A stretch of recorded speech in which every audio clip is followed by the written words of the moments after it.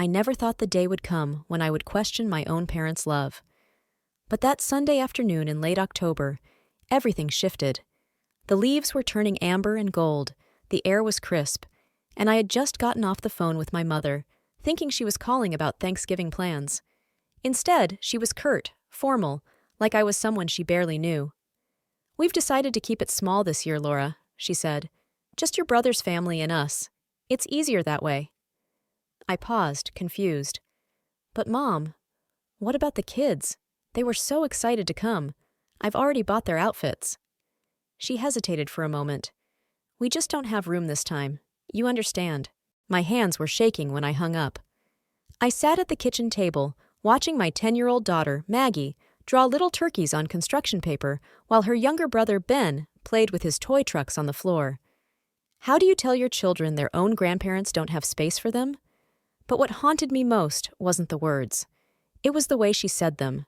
No warmth, no apology, just a decision. Final. I didn't tell the kids that day. I couldn't. The next week, I saw the photos.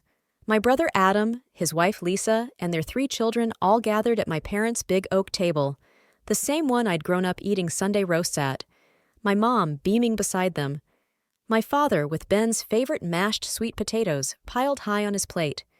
They hadn't kept it small. They had just kept us out. I didn't say anything. I didn't want to cause drama. That's what they always accused me of anyway, being too sensitive, taking things personally. I'd spent most of my adult life trying not to be a burden. I worked hard, paid for everything myself, and when my parents fell on hard times 3 years ago, I quietly took over some of their bills. Groceries, utilities, even the property taxes they had started to miss. I never asked for recognition. I just wanted to help. But now I started to wonder, had they ever appreciated it? Or was I just useful? When I asked my mom directly a few days later, calmly, quietly, why Adam's kids were welcome and mine were not, she sighed and said, "Laura, don't start this. It's just that Adam's children behave better. They're easier to love." I didn't cry. Not then. But something in me broke. After being told by her mother that her children weren't invited to the family Thanksgiving feast, despite her brother Adam's entire family being included, Laura begins to confront the painful reality of her parents' favoritism. She remembers how she has quietly supported her aging parents financially for years, without recognition or gratitude.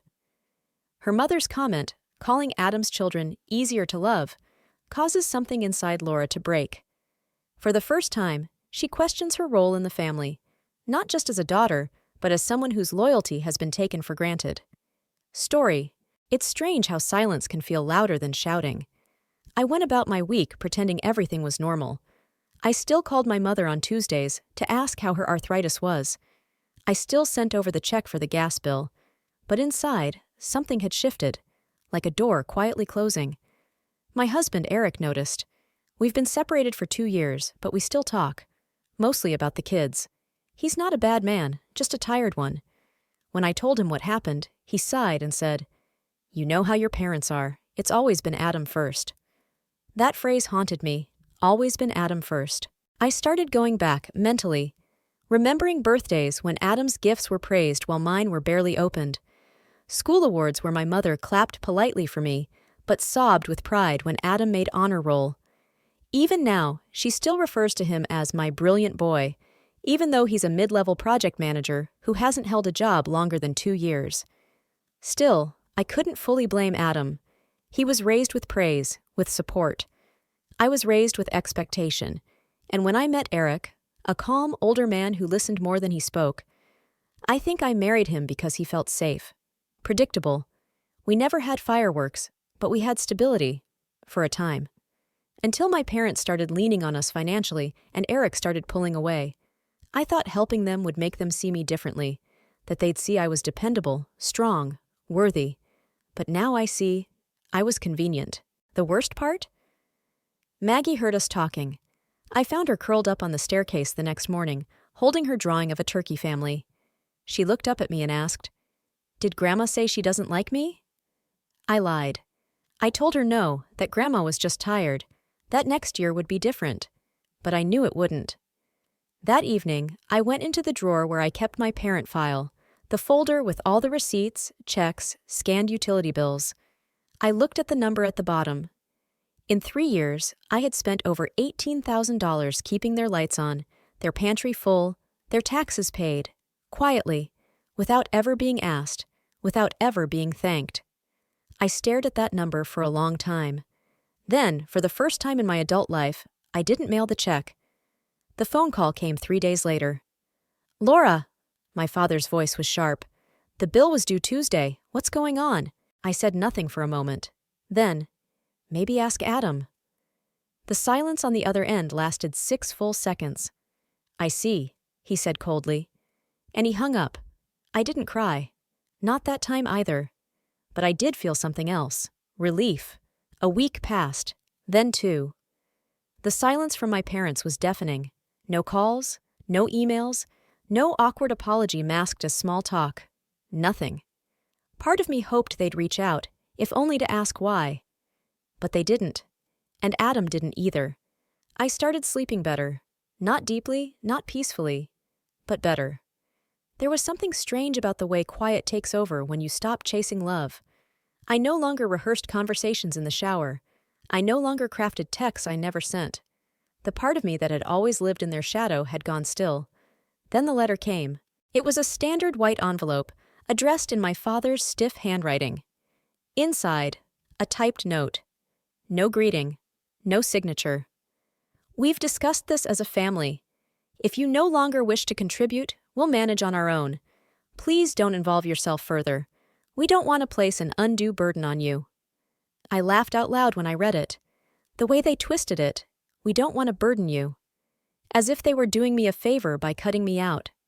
As if they hadn't leaned on me for years, while praising Adam for standing on his own 2 feet. But something else stuck with me. We've discussed this as a family. Family. Meaning Adam. Maybe even Lisa. Certainly not me. Later that night, I sat on the couch with a glass of wine and opened my laptop. I started combing through old photos. Birthdays, graduations, Christmases. In every photo, Adam was in the center. I was always to the side, even as kids. I remembered something Eric once said, back when we were still married. Your family doesn't know who you are. They only know who they've decided you are. I think I had spent so long trying to be good, I never stopped to ask if they deserved my goodness. The next morning, Maggie brought home a drawing she'd made in art class, of our house. Just the 3 of us, me, her, and Ben. She had drawn herself holding my hand. There were no grandparents in the picture, not even a tree or a dog, just us. "It's our real family," she said proudly. I kissed the top of her head, smiled, and said, "That's right, sweetheart, it is." Later that week, I got a message from my mother. Not a call, a text.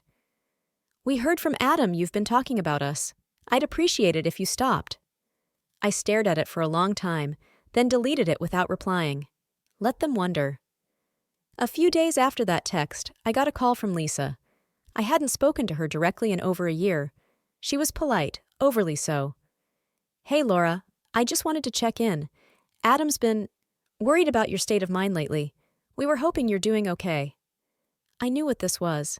Not concern, containment. I kept my voice steady. "I'm fine, Lisa. Just setting some boundaries." There was a pause. Then she said, "I hope you're not saying things that might upset your parents unnecessarily. You know how sensitive they are. They've been really hurt." I almost laughed. Hurt? The people who told my daughter she wasn't welcome at the table? Who acted like cutting me off was a gift to me? But I didn't laugh. I didn't explode. I just said, maybe it's time they felt what hurt feels like. Lisa was quiet again. Then, softly, "You know, Laura, you've always been the strong one. But sometimes strength turns into pride. That can be dangerous." It was meant as a warning. A gentle one, wrapped in the softness Lisa does so well. But it landed like a slap. After the call, I sat in my car outside the grocery store for nearly 20 minutes. Not crying, just thinking. That line stuck in my head. Adam's been worried about your state of mind. It wasn't just a deflection. It was a narrative. They were painting me as unstable, emotional, Irrational. That's how it always started when I dared to challenge the story. I wasn't wrong. I was difficult. I wasn't hurt. I was overreacting. Later that night, Eric came by to drop off a book Maggie had left at his place. He looked at me for a second longer than usual. "You okay?" he asked. I nodded. "Getting there." He hesitated. "You know, when we were married, I should have stood up for you more. I didn't know how deep it went with your parents. I thought you were just being dramatic, but I see it now." It was the first time he'd ever said that. It felt like a stitch being pulled from an old wound. Not healing, but opening. "Thanks," I said, and I meant it. Before he left, he added, "Whatever you do next, don't let them tell your story for you." That night, I opened a blank document on my computer and began writing everything. Not for revenge, not for them. For me, for the truth. Every memory, every slight, every year I paid while they praised someone else. I wasn't sure what I'd do with it yet, but I knew I needed it written. Somewhere, somehow, the truth had to exist. The writing helped. More than I expected. It didn't make the hurt disappear, but it gave it shape. Pain is easier to live with when it has a name, a memory, a page. I wrote about the time my parents forgot my high school graduation, but flew across the country for Adams College orientation. I wrote about the Christmas they gave him a used car while handing me a sweater 2 sizes too small, still wrapped in the store bag. I wrote about every doctor's appointment I took them to, every night I stayed up worrying about their insurance paperwork, every sacrifice they never acknowledged. But writing wasn't enough to keep the noise out. A few days later, I ran into Denise at the local pharmacy. She was a family friend, someone I'd known since childhood. She smiled politely, too politely. "I heard there's been some trouble," she said softly, glancing around. "Your mother's been really distressed. She said you've been spreading things around town, that you might be going through something." There it was again. That subtle accusation, that veiled judgment. I forced a smile and paid for my things without answering. But inside, the heat was rising. I wasn't just being cut out. I was being erased and replaced. The narrative was spreading, that I was unwell, vindictive, ungrateful, a daughter gone rogue. Later that night, I sat with my laptop open and stared at the screen. Then, with a deep breath, I clicked New Email and began typing. Subject, the truth, from me. I didn't send it, not yet, but I knew the time was coming. A week later, I got a call from Maggie's school. Her teacher, Miss Rayner, said Maggie had seemed withdrawn lately. Not disruptive, just quieter, less engaged. When I asked Maggie about it later, she shrugged and said, "People don't like us anymore." I froze. "What do you mean?" "Grandma said you were being mean to them, and that's why we don't see them. I heard her on the phone. She told Aunt Lisa, I think it's my fault." That night, after she fell asleep, I sat in the dark for a long time. My hands clenched so tightly I could feel my nails digging into my palms. They could attack me, misrepresent me, shut me out. But they had started to reach my children. That was the line. Eric came by again 2 days later to take Ben to the park. Before he left, I told him everything. About the pharmacy, the school call, the quiet war being waged behind my back. He didn't hesitate. "Do you want me to talk to Adam?" "No," I said, "but I need you to back me, publicly, if it comes to that." He looked me in the eye and nodded. "I will." I think that's the moment I stopped feeling alone. The following weekend, I took the kids to a small fall festival on the edge of town. I wanted to give them something normal, something untouched by all this ugliness. Pumpkin painting, apple cider, hay rides. I tried to keep my smile easy, my laughter light, but I kept noticing the way people glanced at me. Not rude, not direct, just slightly longer than they used to. Just slightly more curious. They'd heard something. I could feel it. When we passed a booth for handmade quilts, the woman working it, Mrs. Callahan, who used to babysit me when I was 8, smiled thinly and said, "Hope your mother's feeling better. She said she's been under a lot of stress." I thanked her and moved on, but my stomach dropped. It wasn't just about me anymore. My mother was playing the victim card, twisting the story so that I looked like the source of her suffering. The burden. The daughter who turned cruel. That night, I opened my laptop and reread the email I had drafted. Then I started editing. I added specifics, dates, figures, scans of checks and bank transfers. I attached photos, ones they'd never framed, never posted, ones where I was holding their hands at hospital beds, where my children were drawing them birthday cards, the love they had never returned but gladly received. And then I added one more thing, a video. 2 years ago, I had recorded a conversation with my mother. She'd been upset with Adam over something minor, a missed payment, I think. She had gone on for 10 minutes about how useless he could be, how he never followed through, how, "At least you're the one I can depend on, Laura." I'd saved the video without knowing why. Maybe because some part of me knew this day would come. That one day, I'd need to remind myself I wasn't imagining things. I attached it and saved the draft again. Still, I didn't send it. Not yet. Instead, I decided to test the waters. I invited a few friends over, women I trusted, mothers from Maggie's school, an old colleague, even Eric's sister, Claire, who had always been kind to me. We had tea and pastries, and after catching up, I told them everything. Not in a bitter way, not in a dramatic, victimizing tone. Just the facts. Calm, measured, real. They didn't flinch. They didn't look away. Claire was the first to speak. "You need to tell your story, Laura, and people need to hear it from you, not from them." Another friend added, "If they're trying to poison the well, the best thing you can do is bring your own water." That night, I looked at Maggie as she slept and thought, I'm not just doing this for me anymore. I'm doing it so she never learns to accept silence as love. I didn't send the email yet, but something changed in me after that gathering. I stopped explaining myself to people who already had their minds made up.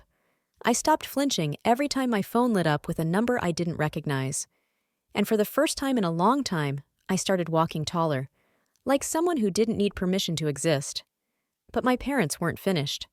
That Friday, Maggie's teacher called again. She said someone had come to the school office asking questions about our custody arrangement, about Eric, even about whether Maggie had missed any appointments.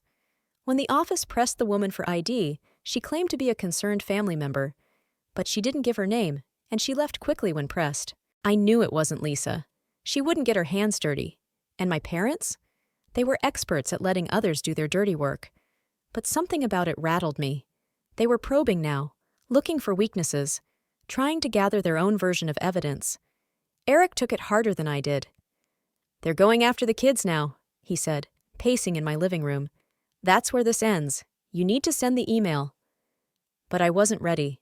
Not quite. I had one more thing I needed to know. I called Adam. He didn't pick up the first time, or the second. On the third try, he answered, already annoyed. "What now, Laura?" I kept my voice calm. "I want to ask you something, just one thing, and I want the truth." He sighed like I was exhausting. "What?" "Did you know Mom and Dad told the school Maggie might be unsafe at home?" A pause, longer than necessary. Then, "Look, they're worried about you. You've been acting erratic, cutting them off, telling people lies. I have receipts, Adam, bank records, voicemails, a video of Mom calling you unreliable. I haven't said a word to anyone publicly, but I will. So this is your chance to tell me the truth. Are you helping them try to get leverage over me?" Another silence. Then he snapped, "You're always the victim, aren't you? Always the martyr. You think just because you paid a few bills." $18,000. You can rewrite the whole family history? I swallowed hard. I'm not rewriting anything. I'm just finally telling it. He hung up. I didn't cry. I didn't shake. I sat there and stared at the wall for a long time. Then I opened my laptop, reread the email one last time, and hit send. The recipients: my parents, Lisa, Adam, and, quietly, several of the people they had started whispering to. Neighbors, family friends, a few of the school board members I'd worked with during PTA fundraisers. Not a mass send, just enough. Within the hour, the typing dots began appearing, but I didn't read the replies. I put my phone on silent, closed the laptop, and went to the park with Maggie and Ben. I had finally said my piece. Let them scramble now. The silence lasted nearly 24 hours. No calls, no texts. I knew it wasn't over. Not by a long shot. But there was power in that silence. It meant they were scrambling. The first reply came from Lisa. Short, cold. "You've embarrassed everyone.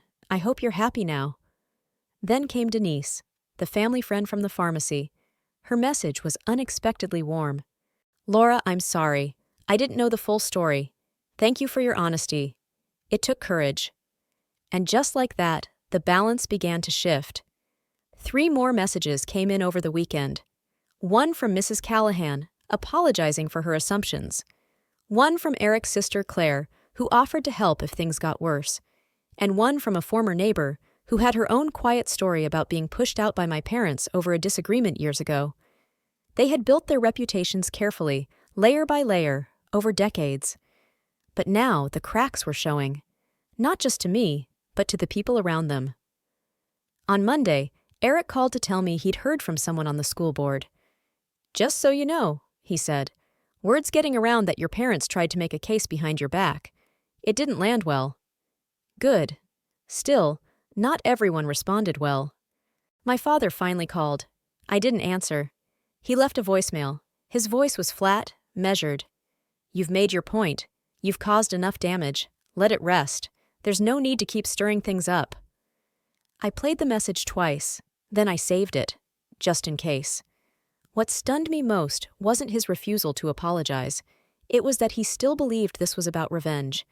He still couldn't see that this wasn't about anger anymore. This was about air, about breathing freely, without always swallowing someone else's version of the truth. I thought I might feel sadder, but I didn't. Not when I drove past their street and didn't feel the urge to turn in. Not when Maggie smiled more easily in the mornings. Not when Ben told me, "You look happy now, Mommy." But peace didn't mean passivity. The next week, I finally responded to Lisa. "I didn't embarrass anyone. I told the truth. If you're embarrassed by that, maybe it's time to ask why." She didn't reply. A few days later, I got an email from a woman named Janice, someone I barely knew from church. She wrote, "I read what you sent. I've been dealing with something similar in my own family. Thank you for speaking up. It made me feel less alone." That message meant more than all the others. It reminded me that this wasn't just about my family. This was about the stories women like me are told not to tell, the roles we're expected to play, the silence we're supposed to keep, no matter how much it costs us. Not anymore. It wasn't a storm. It was a slow unraveling. I didn't expect dramatic apologies or emotional outbursts. My parents were too proud for that, too invested in the image they'd crafted over the years. But you can tell a lot about people by how they behave when they're exposed. They didn't call again. They didn't respond to the email directly. But their silence was no longer powerful. It didn't threaten or wound. It confirmed. That weekend, I ran into Lisa at the farmer's market. We stood 5 feet apart, both pretending not to notice each other until she walked over. Her face was tight, expression unreadable. "You made a scene," she said quietly, "and they're not doing well. You should know that." I looked at her. "I'm sure they aren't. It's hard work holding up a lie for that long." For a moment, her lips parted, like she wanted to say something more. But instead, she walked away. I didn't follow. I didn't need to. Later that evening, I received a handwritten note in the mailbox. No return address, but I recognized the handwriting. My mother's. "You've chosen your path. You've made your feelings clear. We will not respond in kind. We do not believe in public spectacles. This is the last communication you will receive from us." It was signed only with her name. Not Mom, not Love, just Catherine. I read it once. Then I folded it neatly and slid it into the back of the same folder that held the receipts and the video file. Not because I needed it for evidence anymore, but because it represented the final boundary they drew. And for once, I didn't fight it. I accepted it. Later that night, Eric sat on my porch with me. He didn't say much, just sipped tea and watched the kids play in the yard. The air was cooler now, fall settling in deep. The kind of air that stings a little but wakes you up. "You okay?" he finally asked. "I think so," I said. "It's strange. I thought this would hurt more. Losing them." "You didn't lose them. he said. They were never fully there. He was right, and the strangest thing? I didn't feel empty. I felt clean, like something old had finally been washed out of me. Maggie came out holding a drawing, our family again. Me, her, Ben, and even Eric this time, drawn in with a big, goofy smile and a crown. "You're the king," she said proudly. Eric laughed. "I'll take it." That night, as I cleaned up the kitchen, I got one more message, from Janice, the woman from church who had written to me earlier. "Would you be willing to speak at our women's group? Nothing formal, just talk about what happened. A few of us are starting to ask ourselves different questions, and your story helped." I stared at the message. For a moment, I hesitated. Then I typed back, "Yes, I think I'm ready." I almost didn't go. The night before the women's group meeting, I sat on the edge of my bed, reading over the note cards I'd written. They weren't polished. I'd scribbled thoughts during laundry, after school pickups, late at night when the house was quiet. My fingers trembled as I read them, not from fear, from the weight of it all. Eric came by to drop off Ben's soccer cleats and saw the cards in my hand. "You nervous?" he asked gently. "Yes," I admitted, "but not about talking, about who I used to be." He nodded, sitting beside me. "You gave them every chance to do right by you. That doesn't make you naive. It makes you good. You just finally stopped waiting."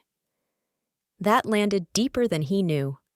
The next morning, I put on a simple blouse, pulled my hair back, and arrived at the church hall 10 minutes early. There were only a dozen women. Most I recognized. A few I didn't. When I stood up, I didn't start with the betrayal. I started with the Thanksgiving invitation that never came, and then I told them everything, slowly, truthfully, not to provoke pity, but to offer clarity. I spoke about how long I stayed silent, the years I believed love had to be earned, the weight of being the reliable one in a family that only valued what they could take. I told them about Maggie's question. Did Grandma say she doesn't like me? And how it tore something open that couldn't be closed again. No one interrupted. No one shifted uncomfortably. They listened, and when I was done, there was silence. But it was full, not empty. One woman, tears in her eyes, whispered, "Thank you." Another added, "That was my mother, too." A third said, "I haven't spoken to my sister in 7 years, and I still feel like it's my fault." It became clear I wasn't there to lecture. I was there to give language to what too many had carried alone. Afterward, Janice approached me. "I think we need more of these meetings, not just one-time shares, a place for the forgotten daughters." I smiled. "Let's do it." Later that week, Maggie brought home a letter from school. Her teacher said she'd been participating more, smiling more, helping a new girl in class who'd just transferred mid-year. "She says her mom calls her brave," the teacher wrote, "and now Maggie calls herself that too." That night, as we were getting ready for bed, Maggie wrapped her arms around my waist and said, "I'm glad you're not scared anymore." Neither am I. I still walk past my parents' street sometimes when I take the kids to the park. The house looks the same, quiet, carefully kept, a fortress of silence. But I don't pause. I don't ache for the past. Because the truth is, I didn't lose a family. I found one, right here, in a smaller home, filled with laughter, resilience, and real love. And this time, everyone has a seat at the table,